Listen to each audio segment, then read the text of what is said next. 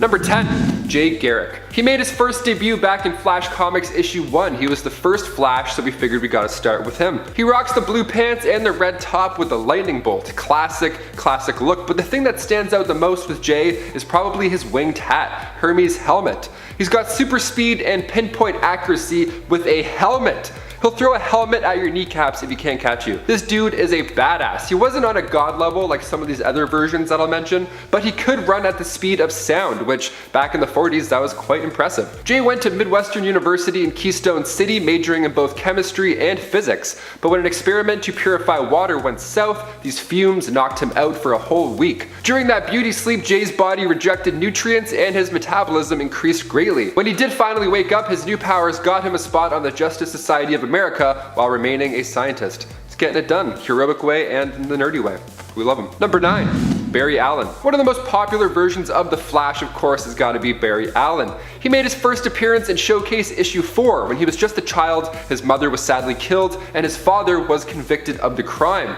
Barry was so determined to prove his father's innocence, so he went to school at Sun City University, receiving a major in organic chemistry and a minor in criminology. As an adult, he moved to a Central City apartment and began dating Iris West, a reporter from Picture News. An electrical storm hit one night when Barry was working on an experiment when a bolt of lightning hit him while shattering a cabinet full of chemicals.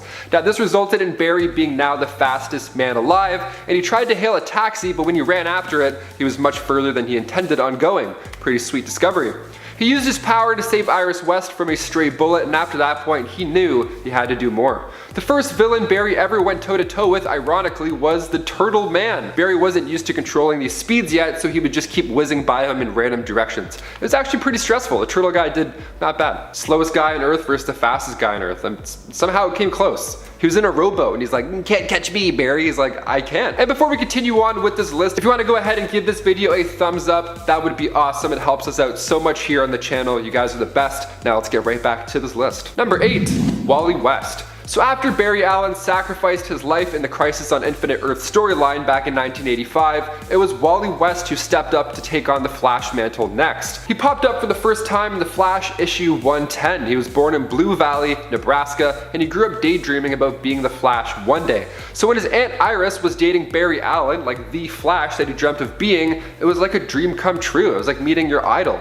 He was in Barry's apartment and the chemical cabinet was the exact same as how when Barry got his powers, so Wally just had to ask about it. Well, it turns out the weather was also the exact same on this night because Wally wished that he would become the Flash, and it happened. Lightning hit, creating another speedster. That's pretty encouraging. I'm just gonna go hang out near my medicine cabinet next time there's a storm. Just wait. Number 7. Leah Nelson. Earth 9's version of the Flash is one of the most powerful and popular. Double whammy. She's actually the second most recognized person on the planet, despite traveling at blink and you'll miss it speeds. She made her first appearance in Tangent Comics Flash issue 1 back in 1997, created by Dan Jurgens, Todd DeGazzo, and Gary Frank. Now, Leah was famous since birth, not because of her whole abilities, but because her parents were the first astronauts to go on the Jupiter mission. Once Leah grew up and learned how to control these abilities, she took on the alias The Flash, but still wasn't sure if she was loved by the public because of her abilities or just because of who her parents are. Kind of like a Kardashian. She joined the Secret Six later on, but her main goal was to get rid of that world's Harvey Dent, aka Evil Superman. She even got Wally West to help join the fight in Tangent's Superman Reign issue 1. Leah is made of light, like literally she could control and manipulate light, but perhaps one of the best features is that she's an amazing actor. Like that would definitely come in handy. During Countdown Arena issue 1, Leah pretended to be a damsel in distress to manipulate Jay Garrick of Earth 2. So many skills. I love it. Number 6. Kingdom Come Flash. On our last list, we were breaking down 10 different versions of Superman, so if you haven't checked that out, do so after this video. It should be somewhere over there. But in it, of course, we mentioned the Kingdom Come storyline. In the Flash of Earth 22, Wally West was the father of Kid Flash and a member of the Justice League. So after Superman had retired, he took his job into overdrive. He was sprinting crime scene to crime scene, just a constant force. You couldn't even have a conversation with the guy. He was that busy. Lots to do now that Supes is gone. I mean, more than fair. The Kingdom Come storyline is one of the most compelling for our characters, especially because the Flash couldn't stop. He didn't have a choice to retire. He had a daughter in this reality as well, named Kid Flash, so he was busy. Number 5. Zoom. Making his first appearance in the Flash Secret Files Origins issue 3, Hunter Zolomon, aka Zoom, believed himself to be the true Flash. He was the main enemy of Wally West's Flash, and he took his name and appearance from the original Reverse Flash. Now it all began when he was injured in an attack from Gorilla Grodd. He was left paralyzed from the waist down, so he asked Wally West if he could, use the cosmic treadmill and maybe go back in time and prevent that horrible life-altering event to take place, something like that. But it's not that easy. Wally said he couldn't do it because you can't risk the time stream. But Hunter was so desperate, he broke into the museum and tried to use the treadmill, but this resulted in an explosion that gave him super speed. Going of course by the name Zoom, he believed that Wally West declined to help out because he never experienced loss. He had no idea what he was talking about, I guess. So Hunter took it upon himself to take out Linda Park, Wally's wife. What a horrible way to teach a life lesson. And then in the Flash issue 200, Wally West uses his powers to freeze Zoom and make him repeat the worst day of his life over and over. That's honestly a pretty messed up thing to do, Wally. I mean, it's not very heroic, but we get it. You kind of sound like a villain though. I mean, someone repeating the worst day of their life? Jesus, dude. Just ground them. Make them bored. Number 4, Avery Ho. One of the leading members of the Justice League of China, Avery Ho's Flash made her first appearance in the Flash Volume 5, Issue 3. She got her powers through the Speed Force storm of Central City, and at first she didn't have much control over them at all. She would just constantly vibrate, which sounds like a headache. It sounds like a nightmare, not being able to stop vibrating. Oh my god. She was visited by Barry Allen though, and he taught her how to control that vibrating problem, and then later on, she was brought to DeWan's Speed Force Academy to learn even more. When an unknown speedster was killing the current speedsters, Avery was able to warn Barry, and in the end she was one of the lucky ones who got to retain her powers while dealing with Godspeed, who I'll explain later on. Number 3, Black Flash. Making its haunting first appearance in the Flash Volume 2, Issue 138, the Black Flash was said to be seen right before the deaths of Barry Allen and Johnny Quick. Max Mercury had a close call with death, so he too saw it. It's literally the personification of death, and at first it came for Wally West, but instead it took his girlfriend Linda Park into the Speed Force. When it later returned, Wally had backup this time. The only ones that could help were the ones connected to the Speed Force, like Jay Garrick, Max Mercury, Jesse Quick, so on and Danforth. They all joined the battle, and finally Wally was able to defeat the Black Flash. Wally raced it to the end of time to do so. He raced it to a place where death had no meaning, so in turn it just dissipated. Now the title Black Flash was also used when Professor Zoom was in his Black Lantern form. Little fun fact. Number 2, Red Death. An evil fusion of Batman and the Flash. Say no more. Batman was the hero of Gotham City. He had his Robins, the usual story, but slowly as his sidekicks were biting the bullet, Bruce Wayne wanted more power to prevent the next one from happening. But he felt like still he wasn't fast enough. He felt like if he had the Flash's power, he could have done a better job. So he tried. He took out every Flash villain, he took all their weapons, and he used it to fight Barry Allen. Batman used his Batmobile and merged it with the cosmic treadmill, absorbing his powers, and then the Red Death was born. Now at this point, the Red Death was totally fine with killing. And even worse, he was okay with Barry's consciousness living inside of him, telling him to stop. Man, I thought having a song stuck in your head was bad. Imagine Barry Allen. It'd be a nightmare. And finally, number 1, Future Flash. The Flash from the Out of Time storyline made his first appearance, last appearance, I guess, in the Flash Volume 4, Issue 30. Now we're talking 20 years into the future, and at this point Barry witnessed the death of Wally West and he felt guilt. He used his powers to go back in time and kill every enemy that was somehow involved in the path leading there. He does this, but eventually he comes into contact with himself, present day Barry Allen. And then Wally also shows up to stop this dark future Barry, so it's one of those weird ones. It's one of those storylines where Future Flash was actually always responsible for the death of Wally 20 years later. You can't change fate, no matter how fast you can run. Kicking off the list at number 10, The Nail. Created by Alan Davis, this version of Superman is Amish. Hot start, that's right. After he survived the destruction of Krypton, baby Kal-El was then sent to Earth in order to survive. The origin story for Superman gets a little strange when Martha and John Kent got a flat tire before departing for Smallville that day. Hence the name The Nail. Now we're putting it together. There we go. So the lovebirds end up staying in for the night. Martha says she's in the mood just to stay home, and John agrees. So now instead the super infant was found by an Amish couple. Now he's raised a good lad, but he's disconnected from the world. He's churning butter, not checking Twitter. He has no clue he's a Kryptonian. So in turn, we get to see a Justice League with no Superman, and the world is a hot mess. Lex salvaged Kal-El's spaceship after he landed, so he used that tech to create an evil version of Jimmy Olsen. But when Super Jimmy is fighting the Justice League, the fight moves to Amish Kal-El's backyard, and that's when he discovers his true powers. He always had a feeling he was superpowered, he just didn't really know. So he bids farewell to his Amish folks, and then he unleashes the power of a god. What a day. Number 9. Injustice Superman. This comic run began back in 2013. Injustice Gods Among Us issue 1. Brought to us from the minds of Tom Taylor and Jeremy Rapak, comes this dark alternate reality where Lois Lane was kidnapped by the Joker. So he goes on this hunt with the help of the Justice League, tearing submarines apart, looking for his love, but as issue 4 begins, so do the streams of our tears. Lois Lane gets killed, and in turn, Superman goes bat insane. He couldn't even stick around. He gave the body to Wonder Woman and then shoom, he just flew off. Green Lantern tried to talk to him a little bit, saying, you know, you're hurt, you're angry, yada yada yada, just slow down. But Superman wasn't having it. He had something better on his mind. Batman's face says it all during this scene. Superman tells Batman during his dark ruling days that he learned the idea of enforcing peace through fear from Batman himself.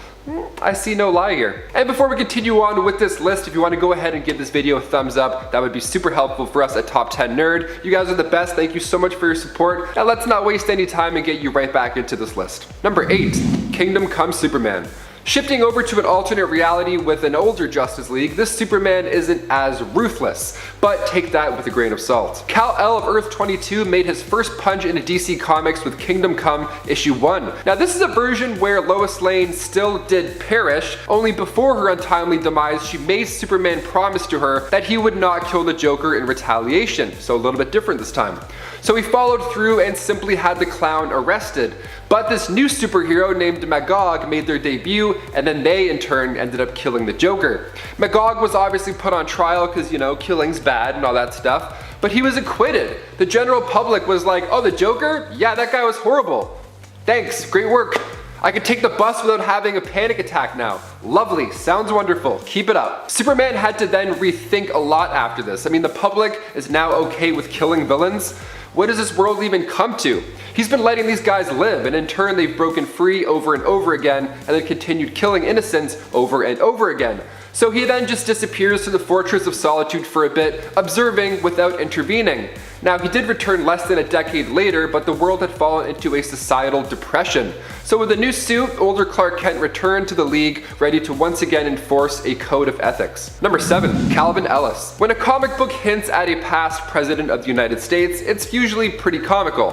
For example, in Harley Quinn and Her Gang of Harleys issue 5, we meet Harley Sin, and her father looks and acts a little bit like Donald Trump. It's a ride. Now Calvin Ellis, on the other hand, was written by Grant Morrison to be based off Barack Obama and Muhammad Ali. So a much better person and role model, I'd say, just right off the bat. Earth 23 Superman President Ellis made his first appearance in DC Comics with Final Crisis issue 7. Kal-El was raised by the Ellis family, teaching him to always stand up for himself no matter what, and to fight for what he believes in no matter what bullies stand in your way. Little more optimistic and useful than the Amish family, I'd say, just a tad. Can I churn butter? Or can I like save people? No? Just churning butter? Alright, great. Number 6, Ultraman.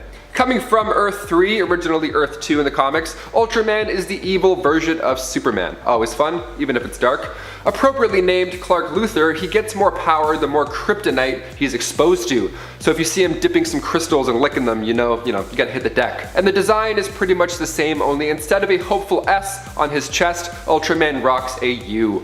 The angrier Ultraman gets, the stronger he also gets. So usually a play on opposites are fun in comics. This one's just borderline terrifying. Number 5, Red Sun Superman. Superman Red Sun was released in 2003 from the mind of Mark Millar, part of the Elseworlds imprint. And we ask, what if Superman had been raised in the Soviet Union? I just watched Black Widow, we saw like a Russian Captain America, great stuff. Now we're talking about Russian Superman.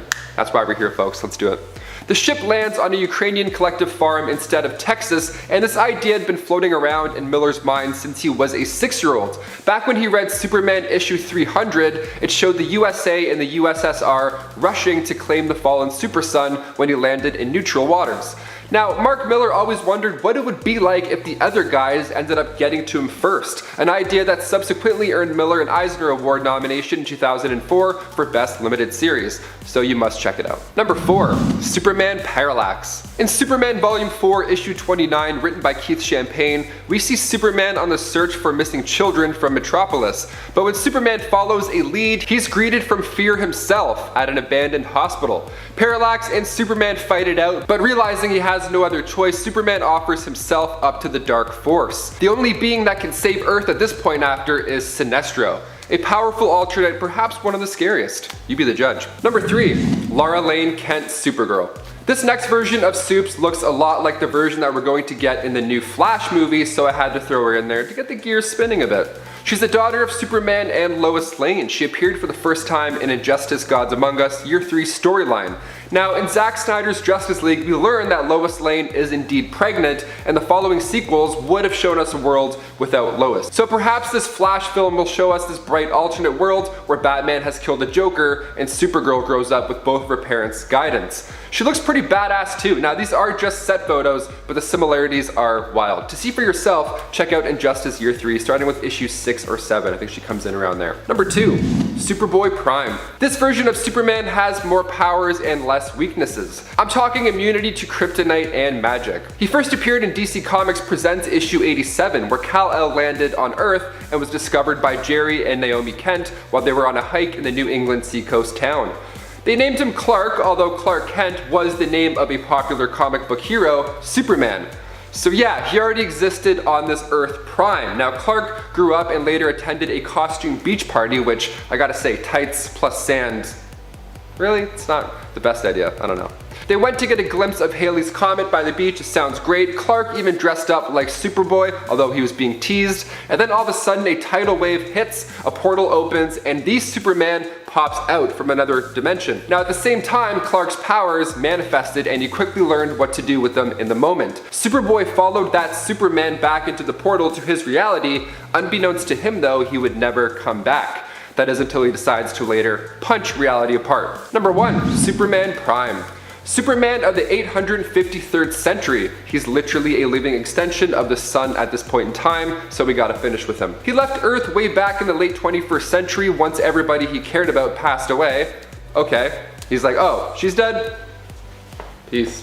What about the millions of others you could help? I don't know. There's other people. Meet other people. Go on Hinge. I don't know. He traveled beyond space and time after that, literally reaching heaven and hell, and he made his first appearance in DC 1 Million issue 4. So after soaking up the sun for 15,000 years straight, Superman obtained new abilities. He's more powerful than the gravitational pull of a collapsing star, and is many, many times faster than the speed of light. He's so powerful that he has some energy to spare. One of those new abilities is to share his power with others. A small amount, but still, that's far beyond any other metahuman at that point ever. You thought Superman was godlike before. This guy can literally smell you across the universe. And that's not even a joke. It's called superhuman olfaction. It's a real thing. He can smell trouble across black holes. Kicking off the list at number 10, we have Dawnbreaker. This version of Bruce Wayne first appeared in Dark Days The Casting, issue 1, residing in, of course, the dark multiverse on Earth 32. The story picks up with the usual Bruce Wayne origins. His parents are both taken out by Joe Chill that night, but here young Bruce Wayne comes into contact with a Green Lantern ring. So Bruce approaches Joe and he's pretty pissed at this point. He's going for blood right off the bat.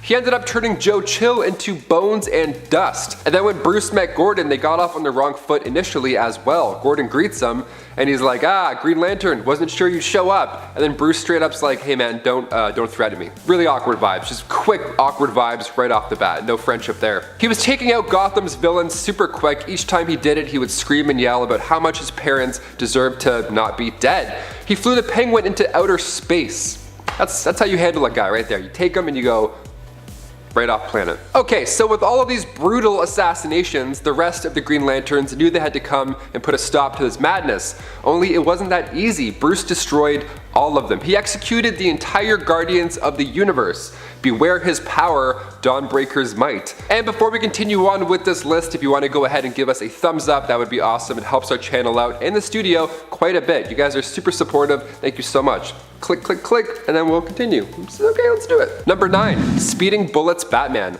There's a name.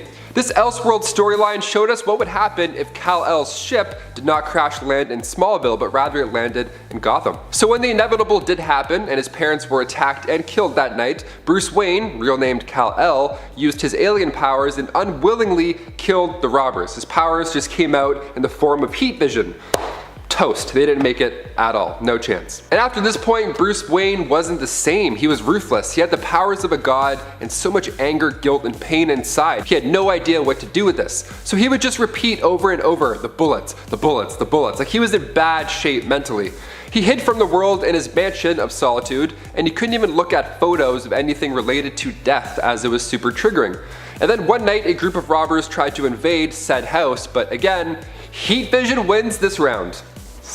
Didn't make it. A little older and a little wiser, Kal-El decided that now is time to use his powers to get the job done. Help out, you know, be a role model. He took up the identity of the Batman, but still, just because he rocked the cape doesn't mean he was doing all the right things. For example, when Lois Lane was kicked out of Lex Luthor's limo later on, she was about to be attacked by thugs, but Batman came in and burned their flesh while splintering their bones. Or you could fly them to jail. Or vaporize their eyes. That works too. You can vaporize their eyes. That's sure, that gets the job done. Number 8, Darkclaw. Veering out of the dark multiverse for a hot minute, we have to talk about Darkclaw. Coming from the Amalgam universe, where DC and Marvel combined powers, literally, we get a Wolverine-Batman mix. He first appeared in Legends of the Darkclaw issue 1 back in 1996, and his origin story is a hot mess. At just age 5, Logan Wayne witnessed the death of his parents. The usual stuff, but then he was sent to live with his uncle in Alberta, Canada. Better bring a jacket. It's cold. His uncle too bit the bullet after poachers ambushed him. So Logan Wayne enlisted in the Royal Canadian Air Force when he was of age, and shortly after was submitted into the Weapon X program.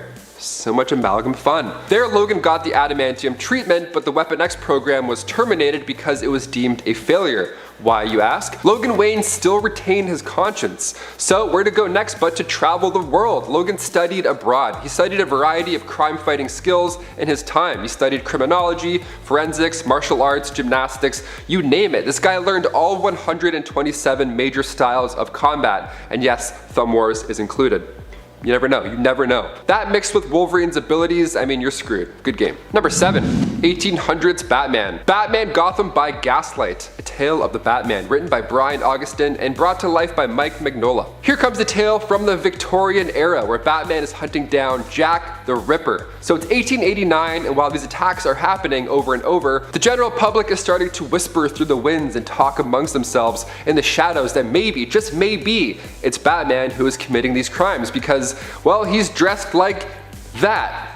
Pretty fair assumption. We love some Victorian drama. Let's get spooky. So we get historic killers here, we get old-timey gangs, Bruce gets framed. It's an entirely new version of Batman, but it's an older take on the Caped Crusader. To see Batman purely rely on his detective skills more than anything makes for a really enjoyable story. I mean, there's no crazy gadgets or cool Batmobile that flicks him up a building. He's just like, I got it, I'm a detective, let's do this. Steampunk Batman for the win.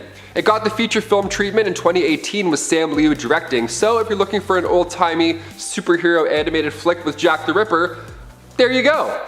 Just made your day. What do you know? Number 6, Thomas Wayne. Coming from the Flashpoint storyline released back in 2011, written by Jeff Johns and Andy Kubert, Thomas Wayne, Bruce's father, was actually the one to become Batman in this timeline. Now in this universe, Bruce Wayne was the one who got shot that fateful night and he bit the bullet. The world of Flashpoint is this altered reality where Barry accidentally ends up in, where Batman is older and much more violent. And not so much as a detective like Bruce. See, what happened was, in this alternate reality, Bruce's mother, Martha, is so traumatized that she becomes the Joker.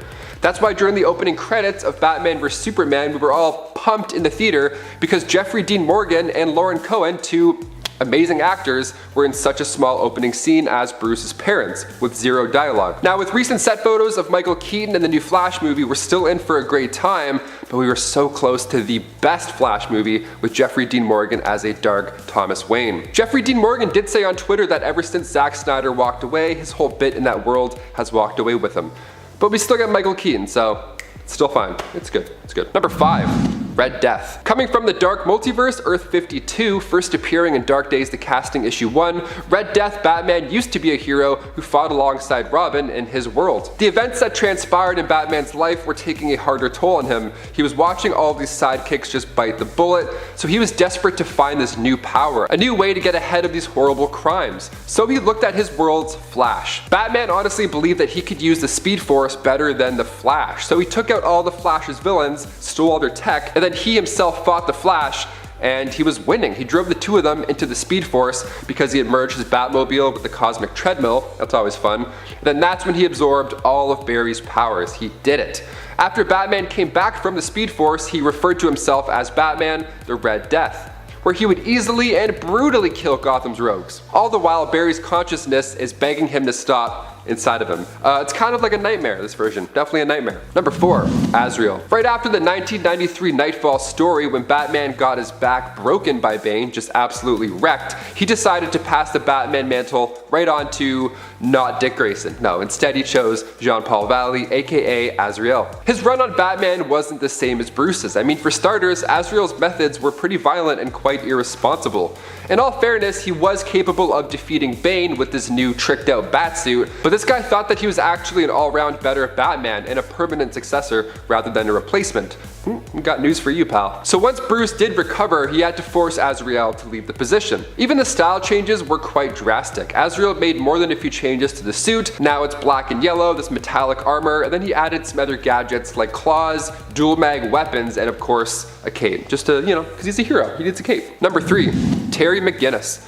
The year is 2039, and by this point Bruce Wayne has retired from the crime-fighting life. But meanwhile, Project Cadmus director Amanda Waller was out in search of a replacement, beginning with Project Batman Beyond. A major key element was using Batman's blood samples left over from his altercations, the OG Batman. That, mixed with some nanotech solutions, we now can make the DNA of Bruce Wayne. The future, how lovely.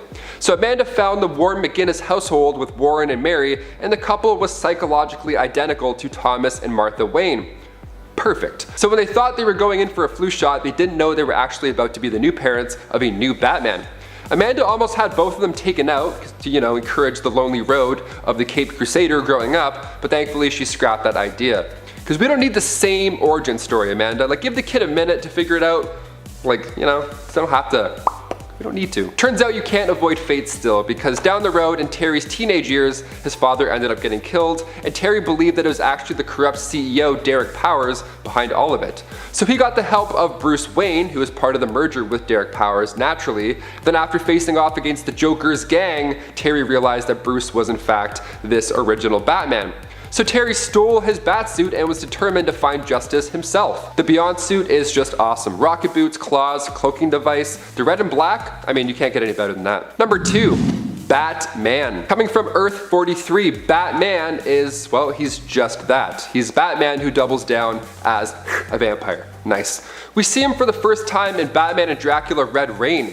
His origins are the same for the most part, how he became Batman because of his parents, all that jazz. That's the same. But then when he's patrolling one night, he starts to find victims all with the same injury. Their throats have been just slashed apart. Who could have done this? Why, Dracula himself, that's who. He gets help from a rogue vampire named Tanya, who was once part of Dracula's posse. And Batman is so wild, this guy willingly gets bitten by a vampire to become one, so then he can take on Dracula. Whatever it takes to get the job done, I respect that a lot. And finally, number 1. Batman, the God of all knowledge. The Mobius chair made its first appearance in New Gods issue 1, and the chair itself was created by Mobius, aka the Anti-Monitor. He gave the chair to Metron, but when Metron took his eye off the prize for a minute, Batman ended up becoming the God of all knowledge for a short time. What happened was Wonder Woman grabbed Metron with her lasso, yanked him right off, and then before boom tubes were summoned or anything like that, Batman just took that chance that he had and jumped on the chair. Musical chair style. Then the Dark Knight becomes the bright light. The whole team at this time is fighting Darkseid, and Batman's just floating in the background, just trying to figure out the universe. He's just searching for solutions via the cosmic realm. It's pretty spectacular.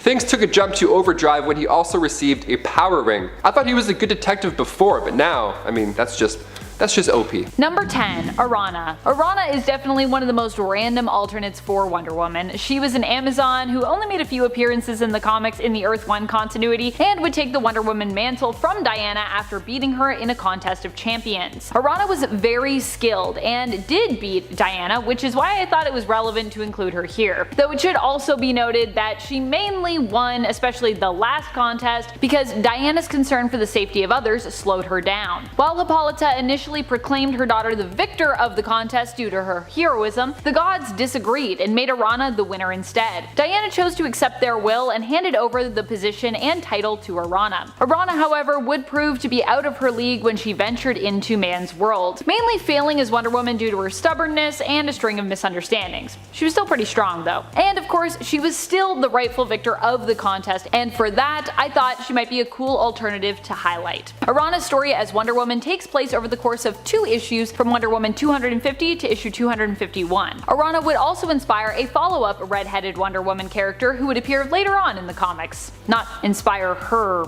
as a person, but just inspire that character to exist.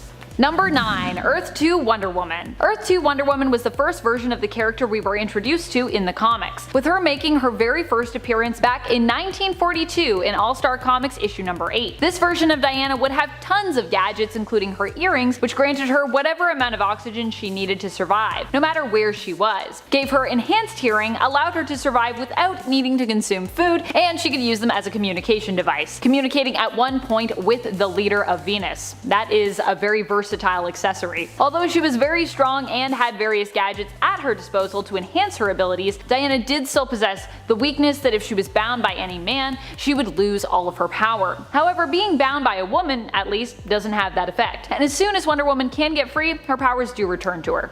Also, good luck trying to bind Wonder Woman. I feel like that would be challenging. And friends, before we move on to our next spot, if you are loving this list and you want more Wonder Woman lists, be sure to let us know by giving this video a thumbs up.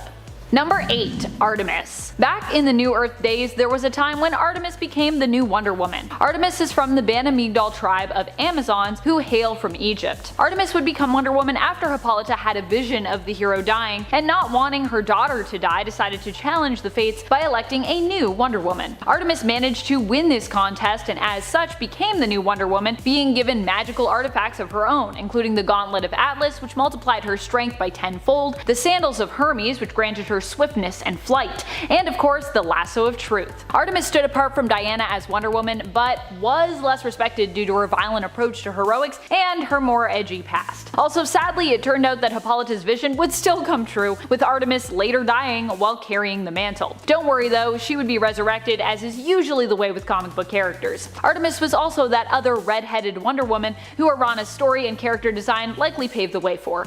Number 7. Future State Wonder Woman. I think we can safely say that Yara Flor was a pretty powerful Wonder Woman when we got to peer into the future in Future State, and get a preview of Yara taking up that mantle. Yara herself, like Diana, is an Amazon, but one who comes from a different Amazonian tribe who split off from the women who reside on THEMYSCIRA. Her tribe is known as the Amazons of the Amazon, and like Wonder Woman, Yara herself is a demigod and as such possesses divine empowerment. She is super strong, super fast, and can fly, and even if she couldn't fly, she would have her winged horse Jerry to back her up. Yara Flor also possesses her own kind of Lasso of Truth, known as the Golden Boleadoris, which works a little differently. The Golden Boleadoris gives her control over her lassoed opponents, compelling them to bend to her will, which means she can not only compel them to tell the truth, but can also compel people to act as she wills them to. Number 6. Flashpoint Wonder Woman. Definitely one of the scariest alternates of Wonder Woman out there, this alternate version is specifically an alternate version of Diana herself and hails from the Flashpoint timeline. A dark timeline indeed. Here Diana, the Amazons, and THEMYSCIRA are at war with Aquaman and Atlantis. In the animated film Justice League The Flashpoint Paradox, this version of Wonder Woman is at war with Aquaman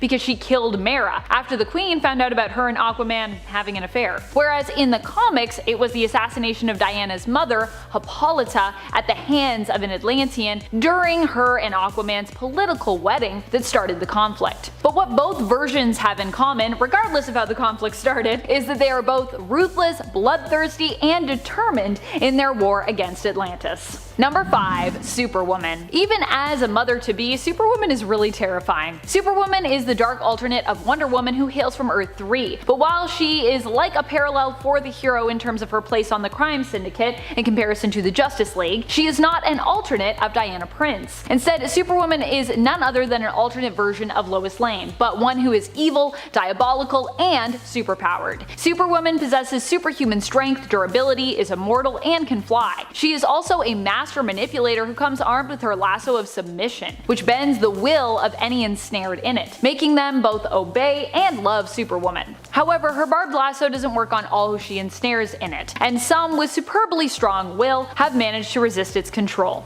Number 4. Earth 23 Wonder Woman. On Earth 23, Nubia is the world's Wonder Woman. She serves on the Justice League along with Calvin Ellis' Superman, Batman, Red Tornado, Green Lantern, Mr. Miracle, Vixen, Steel, Zatanna, The Guardian, Black Lightning, and Cyborg, a much more diverse alternate version of the League. Earth 23 Nubia possesses powers that put her on a level similar to that of Diana of the main continuity. Like Diana, she possesses divine empowerment, is an extremely masterful warrior, is immortal, and comes armed with her lasso, gauntlets, or bracelets, and her invisible jet. And friends, before we move on to this next spot, quick alert, alert, we have a new channel coming your way. It is called Nerd Elite. That is right, we are doing another channel and I'm so excited for you to check it out. So make sure you do so, go subscribe, follow, do all the things. Number 3. Donna Troy, aka the original Wonder Girl. Donna Troy has also gone by a few other names over the years and had her origins reworked a few different times. Currently, her backstory is that she was built as a weapon to be used against Wonder Woman, being created by the Amazon witch Darano, vengeful ex of Queen Hippolyta. Donna, however, would overcome her villainous origins and become a hero in her own right, taking up the mantle of Wonder Girl and serving on the Teen Titans. Back in the New Earth continuity, Donna Troy took up the mantle of Wonder Woman during the events of 1 year later, after Diana stepped down in order to do some soul searching.